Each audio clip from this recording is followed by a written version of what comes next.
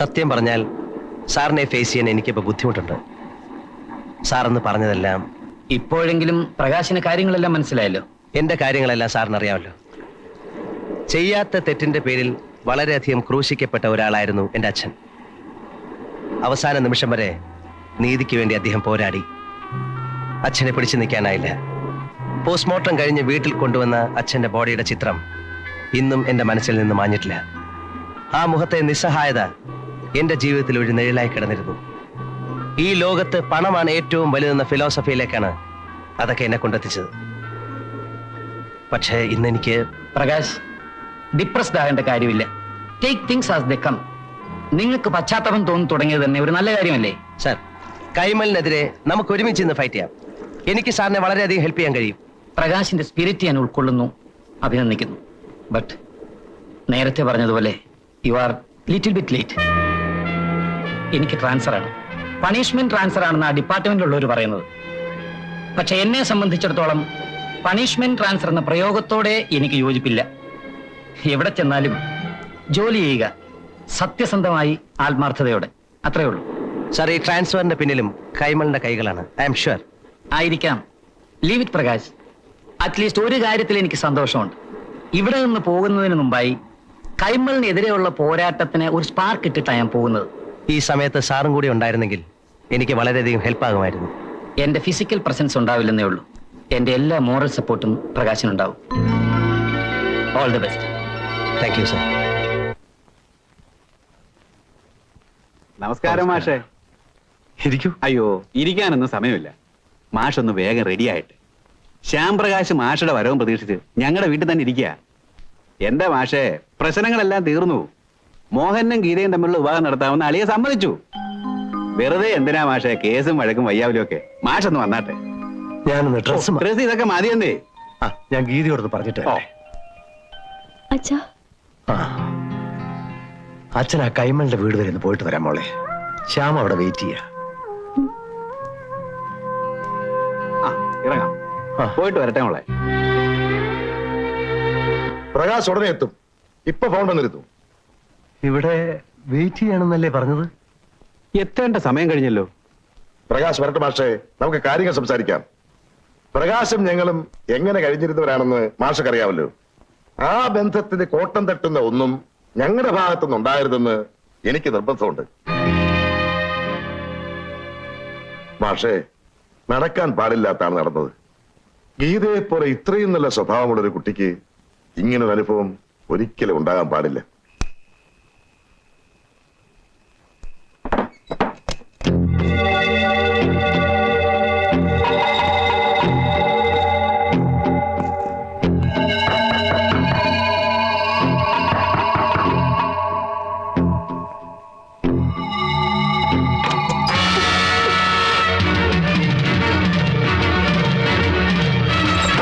മോഹൻ ഗീതയെ തന്നെ വിവാഹം കഴിക്കട്ടെ എന്ന് ഞങ്ങൾ തീരുമാനിച്ചു.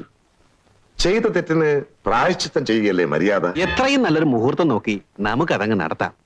എന്താ അളിയാ? ഇനിയുള്ളതെല്ലാം മാസ്റ്റർ തന്നെയല്ലേ നടത്തേണ്ടത്. എന്താ ഇനിയും പ്രകാശനെ കാണാത്തത്? മാസ്റ്റർക്ക് ധൃതിയുടെ പൊക്കോളൂ. ഞാൻ പ്രകാശിനെ വീട്ടിൽ ചെന്ന് കണ്ടോളാം. അങ്ങനെ ആയിക്കോട്ടെ. വാസവ, മാസ്റ്ററെ വീട് വരുന്നു ഡ്രോപ്പ് ചെയ്തേ. അയ്യോ വേണ്ട, ഞാൻ നടന്നു പോയിക്കോളാം. അപ്പോ അങ്ങനെയാട്ടെ. അറിയാ, ഉദ്ദേശം 1 മണിക്കൂർ ആയല്ലോ. ഇത്ര സമയം പോരെ അവർക്ക്? ധാരാളം. ഞാൻ കൈമളിനെ വിളിച്ചെന്നോ? ഇല്ലല്ലോ. അപ്പൊ പിന്നെ വിവാഹത്തിന്റെ കാര്യങ്ങളൊക്കെ ശ്യാമുമായി സംസാരിച്ചെന്ന് പറഞ്ഞതോ? ഇതിലെന്തോ ചതിയുണ്ടല്ലോ മാഷേ. വന്നാട്ടെ.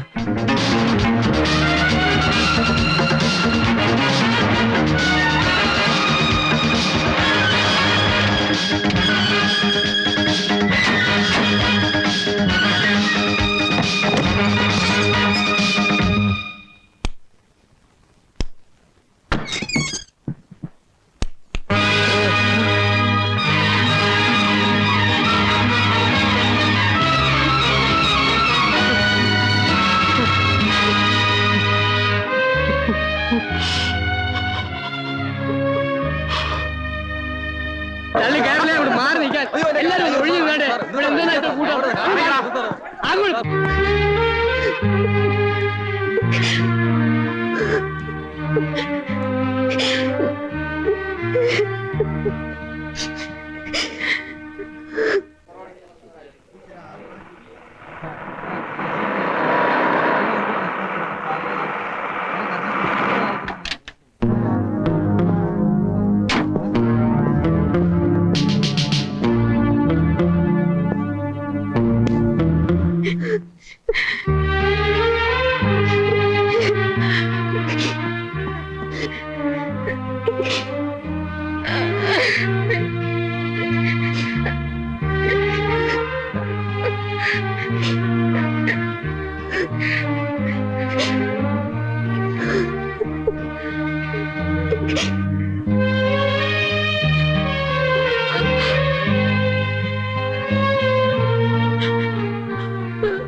എവിടെ ഹാങ് ചെയ്തിരുന്നു? അവിടെയാണ് സർ.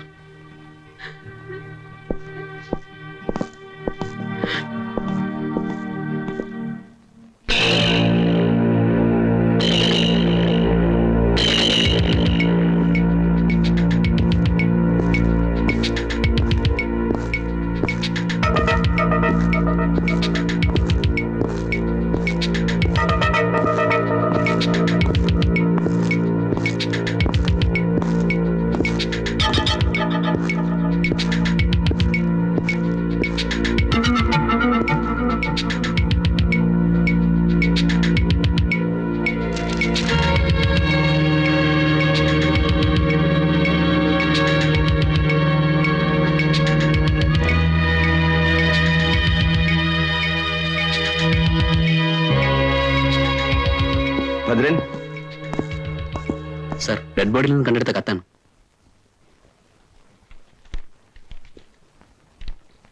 കൈമളിനോടുള്ള വ്യക്തിവൈരാഗ്യം തീർക്കാൻ ശ്യാംപ്രകാശ് എന്നെ ഒരു കരുവാക്കിയതാണ്. ശ്യാംപ്രകാശ് പറഞ്ഞതനുസരിച്ചാണ് മോഹൻ എന്നെ നശിപ്പിച്ചു എന്ന് പറഞ്ഞ് ഒരു നാടകം കളിക്കാൻ ഞാൻ നിർബന്ധിതയായത്. മോഹൻ തികച്ചും നിരപരാധിയാണ്. അയാളെ ഇത്തരത്തിൽ ക്രൂശിക്കുന്നതിൽ മനം കൊണ്ടാണ് ഇങ്ങനൊരു കൃത്യം ഞാൻ ചെയ്യുന്നത്. എന്റെ മരണത്തിന് ഉത്തരവാദി ഞാൻ മാത്രമായിരിക്കും എന്ന് ഗീത.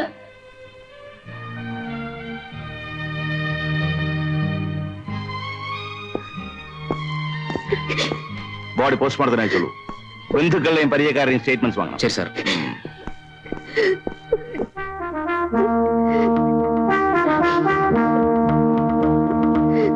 സംഭവം നടക്കുമ്പോൾ മോഹൻ ബോംബെയിലായിരുന്നു എന്ന് വാദിക്കാൻ പോകണമെന്നാണ് വക്കീൽ പറഞ്ഞത്. അതിനുള്ള തെളിവുകൾ ഒപ്പിച്ചോളാമെന്ന് അയാൾ ഏറ്റിട്ടുണ്ട്. സമ്മതിച്ചു. പക്ഷേ നമ്മൾ ഈ വാദിക്കാൻ പോകുന്ന പോയിന്റുകളെല്ലാം ഫോർസീ ചെയ്യാൻ കഴിവുള്ളവനാ പ്രകാശ്. അതുകൊണ്ട് നമ്മൾ വളരെ സൂക്ഷിച്ച് കൈകാര്യം ചെയ്യണം അല്ലേ? മിസ്റ്റർ പ്രകാശ്, കാണിച്ച സന്മനസ്സിന് നന്ദി പറയാനാ വന്നത്. പ്രകാശ്, സത്യമായിട്ടും ഞങ്ങൾ എല്ലാം മറന്ന് ഒരു ഒത്തുതീർപ്പിന് തയ്യാറായിരുന്നതാ. ഇങ്ങനെയെല്ലാം വരും. മിണ്ടിപ്പോകരുത്. ഇതാണോ നിങ്ങൾ പറഞ്ഞ ഷോക്കുകൾ? കണക്കുകൾ തീർക്കാൻ എനിക്കും അവകാശമുണ്ട്. മറക്കണ്ട, പേടിക്കണ്ട. വയലൻസ് അല്ല ഞാൻ പഠിച്ചിട്ടുള്ളത്. അത്ര പെട്ടെന്ന് നിങ്ങളൊന്നും മരിക്കാനും പാടില്ല. നിയമമാണ് എന്റെ ആയുധം. ഇത്രയും നാൾ നിങ്ങളെ രക്ഷിച്ചുകൊണ്ടിരുന്ന അതേ നിയമം കൊണ്ട് തന്നെ ഞാൻ നിങ്ങളെ ശിക്ഷിപ്പിക്കും. നമ്മുടെ ബാറ്റിൽ ഇപ്പോഴാണ് തുടങ്ങാൻ പോകുന്നത്. ഈ നിയമയുദ്ധത്തിൽ പരമാവധി ശിക്ഷ നിങ്ങൾക്ക് ഞാൻ വാങ്ങിത്തരും. അതുവരെ എനിക്ക് വിശ്രമമില്ല. ഇതെന്റെ പ്രതിജ്ഞയാണ്. It's my pledge.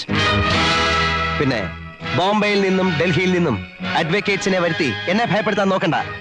നിയമത്തിന്റെ കളി വളരെയധികം കളിച്ചിട്ടുള്ളവനാണ് ഞാൻ. I know how to fight and win this case. This is my challenge.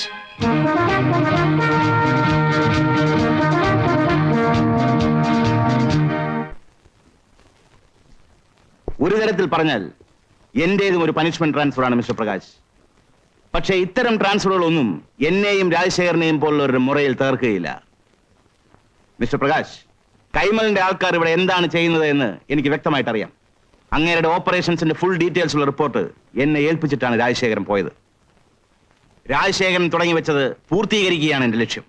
ഗീതയുടെ മരണം ഒരു മർഡർ ആണെന്നും കൈമളിന്റെ ആൾക്കാരാണത് ചെയ്തിട്ടുള്ളത് എന്നതിലും എനിക്ക് യാതൊരു സംശയവുമില്ല. ബട്ട് പ്രകാശ്, കുറച്ചുകൂടി തെളിവുകൾ കിട്ടിയെങ്കിൽ മാത്രമേ നമുക്ക് സ്ട്രോങ് ആയി മൂവ് ചെയ്യാൻ പറ്റൂ. തെളിവുകൾ എത്ര വേണമെങ്കിലും ഞാൻ തരാം സാർ. മർഡർ നടന്ന സ്പോട്ടിൽ നിന്ന് കിട്ടിയ ലോക്കറ്റ് മോഹന്റേതാണെന്ന് ഞാൻ നിഷ്പ്രയാസം തെളിയിച്ചു തരാം. ഗീത എഴുതി എന്ന് പറയപ്പെടുന്ന എഴുത്ത് വ്യാജമാണ് സാർ. കയ്യക്ഷരം ഇത്രയും മനോഹരമായി ഫോർജ് ചെയ്യാൻ കഴിവുള്ള ഒരാളെ ഈ നാട്ടിലുള്ളൂ, അനന്തകൃഷ്ണൻ. 2 ദിവസത്തിനകം അയാളെ സാറിന്റെ മുമ്പിൽ ഹാജരാക്കാൻ എനിക്ക് കഴിയും. Very good. അതൊരു നല്ല ഐഡിയ ആണ്. Then proceed that way mister Prakash. ധൈര്യമായിരിക്കൂ. I will be with you. Thank you sir.